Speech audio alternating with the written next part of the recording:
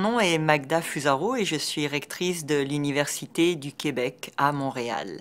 Alors, tout d'abord, je tiens à remercier l'AUF et cette belle initiative qui est de faire des capsules vidéo sur finalement la gestion de crise, mais particulièrement la gouvernance en gestion de crise. En gestion de crise vraiment humanitaire, économique, bien sûr, qui a touché l'ensemble des acteurs de la société. Quelque chose d'unique et pour lesquels nos sociologues, anthropologues, historiens et autres chercheurs auront certainement de belles études à réaliser. L'objectif de mon propos aujourd'hui sera un peu de revenir sur les éléments passés, de voir qu'est-ce qu'on aurait pu mieux faire certainement et de tirer quelques leçons puisque nous aurons, et je ne le souhaite pas bien évidemment, mais peut-être aurons-nous à revivre un deuxième épisode. Tout d'abord, quelques chiffres. L'UQAM, donc l'Université du Québec à Montréal, est une jeune université. Jeune université puisqu'elle a fêté ses 50 ans le 19 avril 2019 et non 1999, 2019. Jeune université urbaine par excellence au cœur du quartier latin de Montréal qui se démarque véritablement par sa vitalité, son ancrage dans le milieu, l'excellence de ses recherches et le foisonnement d'idées. Grande université par sa taille également, plus de 5000 employés. Sur ces 5000 employés, nous comptons 3000 professeurs-chercheurs, 40 000 étudiants, 7 grandes facultés réparties dans toutes les sphères des disciplines, à l'exception de la faculté de médecine, plus de 300 programmes de premier, deuxième et troisième cycle, une centaine de regroupements et d'unités de recherche, et j'oublie certainement d'autres éléments statistiques, mais une vitalité qui se traduit aussi parmi ces diplômés. Nous comptons sur une grande communauté de diplômés, environ 270 000 diplômés depuis la création de notre institution.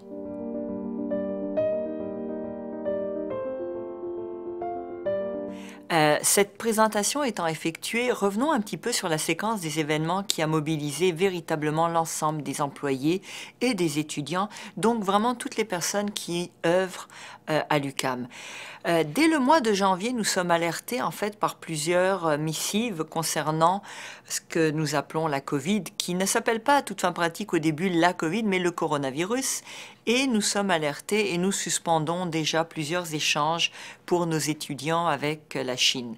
Le mois de février renforce nos appréhensions et se met en place au niveau de la haute direction de l'UQAM un ensemble de vigies. Vigies à l'étranger, que ce soit mobilité entrante, sortante, discussion avec les autorités consulaires également. Et nous voyons bien que l'accélération de la pandémie à travers la planète, notamment en Asie mais en Europe également, fait en sorte que, je vais le dire simplement, tous les voyants qui étaient peut-être en jaune-orange passent véritablement en rouge. Ce qui conduit dès le début du mois de mars le gouvernement du Québec et le gouvernement fédéral donc à alerter l'ensemble des institutions et maisons d'enseignement à être des plus vigilants. À cet égard-là, je ne peux que nous féliciter puisque, je le répète, dès le mois de janvier, nous étions en mode surveillance active. Le 14 mars, le gouvernement québécois, donc le Premier ministre, M. Legault, incite vraiment et demande la fermeture sur campus, donc le non-accès aux universités, et l'UQAM, bien sûr, respecte. S'ensuit ce que j'appelle vraiment la période de crise. Pendant les deux semaines du mois de mars, qui sont vraiment du 14 au 30 mars, nous allons avoir une mobilisation absolument exceptionnelle de la direction, des employés, des professeurs, des chargés de cours, bref, de toute la communauté de l'UQAM, avec une aide particulière, je dois le mentionner, pour tous les cadres qui ont excessivement réagi rapidement.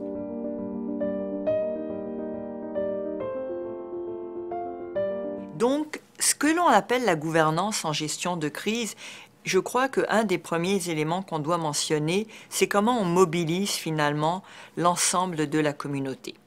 Le deuxième élément concerne véritablement notre corps enseignant et tous les employés de soutien qui vont supporter le corps enseignant, puisqu'il a fallu en à peine 10 à 15 jours mobiliser, je le répète, exécuter également, faire en sorte que les cours de la session d'hiver puissent se mettre en mode en ligne, à distance, avec, je dirais, un temps de réaction très très court. Je ne peux ici que remercier l'ensemble des collègues, de toutes les personnes qui ont véritablement dû adapter, transformer, se mettre en mode télétravail également et respecter nos consignes. Respecter toutes les consignes qui sont les consignes de la santé publique. Tout ça n'aurait pu se faire sans une stratégie de communication très, très importante. Dès les débuts, courriel, mise en place d'un site web d'information, relance, questions, réponses, faculté également à donner l'information juste au bon moment. Cela n'a l'air de rien quand j'en parle quelques semaines plus tard, mais donner l'information juste au bon moment quand l'information changeait toutes les heures, c'était un exercice de style et de haute voltige. Vérifier les données. Là aussi, c'est quelque chose d'important. Deuxième élément qui me semble important de la mobilisation, c'est rassurer également. Gouvernance en temps de crise, ça veut dire rassurer. Rassurer les personnes qui étaient à l'étranger, faire en sorte qu'elles reviennent à Montréal, au Québec, au Canada. Rassurer nos étudiants étrangers qui voulaient rentrer chez eux. Faire en sorte que les consulats les aident, que les ministères nous aident. Et ça, je peux dire, je pense que ça a été une œuvre collective. Pour ma part, je vais dire mission réussie. Bien sûr, on n'aura pas réussi à répondre à toutes les questions, certainement, et nous avons certainement peut-être ou péché par excès dans certains cas, en termes d'accès, parce qu'on a vraiment fermé, et on ne pouvait pas, la santé publique étant la priorité, et notre priorité, c'est un milieu sain. Sécurité d'abord, et santé, bien sûr. Je reviens à la thématique gouverner et tenter de gouverner en gestion de crise. J'ai mentionné les éléments de communication, j'ai mentionné la résilience et le fait de rassurer. Et il faut, je crois, également faire état d'un groupe d'acteurs auxquels on ne pense pas souvent, mais qui sont pourtant déterminants dans les organisations. Ce sont les membres du conseil d'administration de l'UQAM. Je dois ici saluer la réponse extrêmement rapide des membres du conseil à aider la direction universitaire à faire en sorte que nous prenions les décisions au bon moment. Toujours, je pense vraiment au bon moment. S'il y a quelque chose qui, je crois, nous a aidés, c'est d'être assez proactif. Parfois, les décisions étaient plus difficiles à prendre. Parfois, on n'était pas d'accord. Ça s'appelle le débat. Et c'est heureux qu'il y ait un débat. Donc, nous avons écouté, nous avons beaucoup écouté, beaucoup consulté. Je crois que nous avons travaillé également beaucoup avec différents groupes. Par exemple, les syndicats, nous avons instauré des rencontres quasi hebdomadaires, pour ne pas dire hebdomadaires, que nous avons poursuivi comme discussion jusqu'à la fin juin. Donc chaque semaine, je rencontrais tous les exécutifs syndicaux, les présidents de syndicats, pour pouvoir avoir la remontée du terrain également, écouter leurs préoccupations, tenir compte de leurs préoccupations, intégrer leurs demandes dans la mesure du possible. Bien sûr, là aussi, il était impossible de donner satisfaction de donner satisfaction à tout le monde. Cependant, je pense que nous avons fait un exercice réellement de consultation, écoute et prise en compte de leurs demandes. Donc, le dernier élément de gouvernance, c'est cette capacité que peut avoir une organisation, sa direction, à discuter de manière harmonieuse avec le conseil d'administration, et je les salue. Une autre instance dans le milieu académique qui est très importante, ce sont les instances académiques, justement, notamment les comités liés à la commission des études, les conseils académiques et la commission des études elle-même qui, d'une certaine manière, recommande au conseil, c'est pas d'une certaine manière, qui recommande au conseil les grandes décisions de la vie académique. Donc nous avons également beaucoup compté sur l'aide de la commission des études. Ensuite, il a fallu mettre en œuvre tout ça, parce que penser, concevoir, réagir, discuter, écouter, oui, mais après, il faut opérationnaliser. Là aussi, nous avons été, je crois, assez proactifs, mis en place d'un comité qui lui-même gérait comment pourrais-je dire, une vaste quantité de comités de pilotage, allant de l'accès aux locaux, aux considérations de combien de cours en ligne, combien de cours en présence pour l'automne.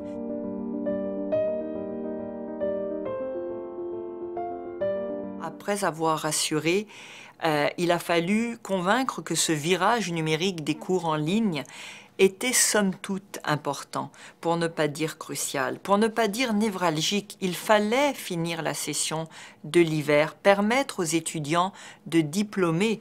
La session de l'hiver au Québec est une session diplômante, donc de nombreux étudiants terminent leur baccalauréat, leur programme court, leur maîtrise dans certains cas, bien que eux, certains finissent plutôt à la session d'été.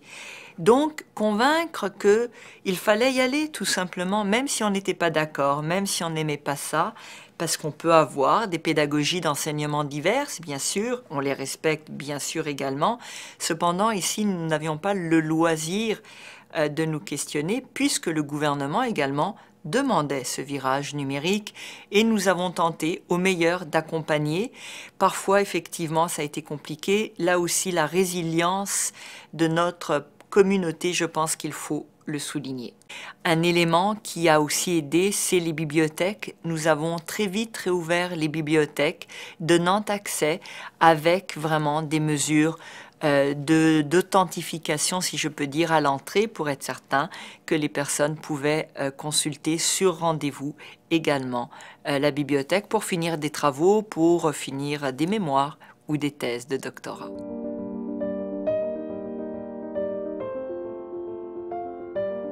Également à tout ce qui concerne la recherche. Une université, c'est la recherche. D'ailleurs, l'UQAM a été parmi les premières, sinon la première, à réouvrir ses labos de recherche. Dès la mi-mai, tout était en œuvre. Nous avons effectué un travail rigoureux. Tous les vice-recteurs, les doyens et les professeurs-chercheurs ont respecté toutes nos consignes pour pouvoir accéder à nos locaux, donner également accès aux étudiants de 2e et 3e cycle.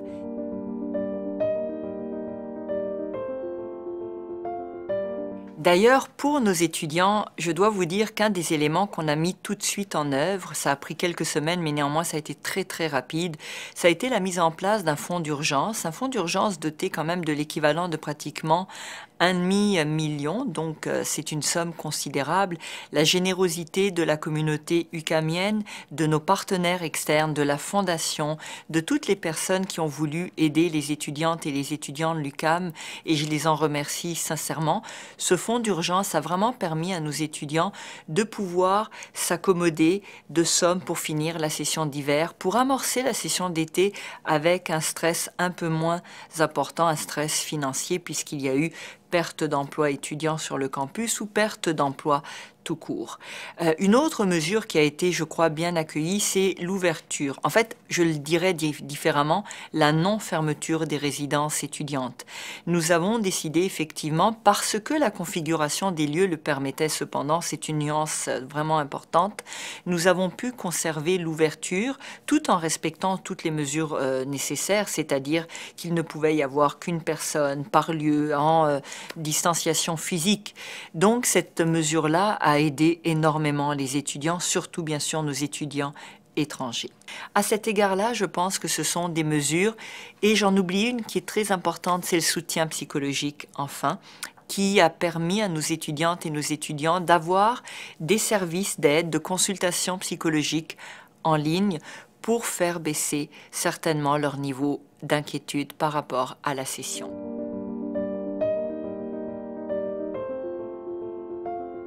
Mobilité internationale, nous sommes toujours en mode actif. D'abord, les demandes d'admission des étudiants, nous les acceptons, et nous acceptons bien sûr également les demandes d'admission des étudiants étrangers. Lorsque je dis que nous surveillons vraiment la situation, c'est l'ouverture des frontières. Par contre, il est possible pour nos étudiants d'ores et déjà, bien sûr, d'être admis, d'être inscrits s'ils le souhaitent, et de commencer leur session à distance, en espérant que les frontières s'ouvrent très rapidement au cours de l'été ou certainement au cours de l'automne. Donc, ils pourraient commencer les cours à distance et bien sûr les poursuivre ensuite sur campus en présence.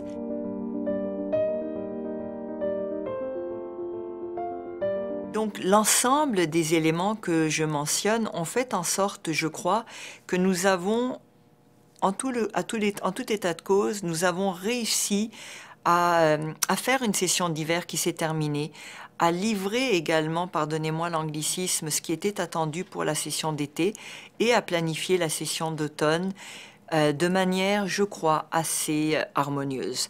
Harmonieuse ne signifie pas que tout le monde sera content, mais je crois que nous aurons à tout le moins rempli la mission qui est la nôtre, qui est de donner accès aux étudiants. Nous aurions aimé et nous aurions vivement souhaité qu'une grande partie de nos activités se tiennent sur nos campus. C'est impensable à l'état actuel de la pandémie et nous allons certainement devoir modérer notre enthousiasme. Il y aura quelques activités d'encadrement, certainement, ou d'intégration. La grande majorité, pour ne pas dire la très grande majorité, sera en ligne.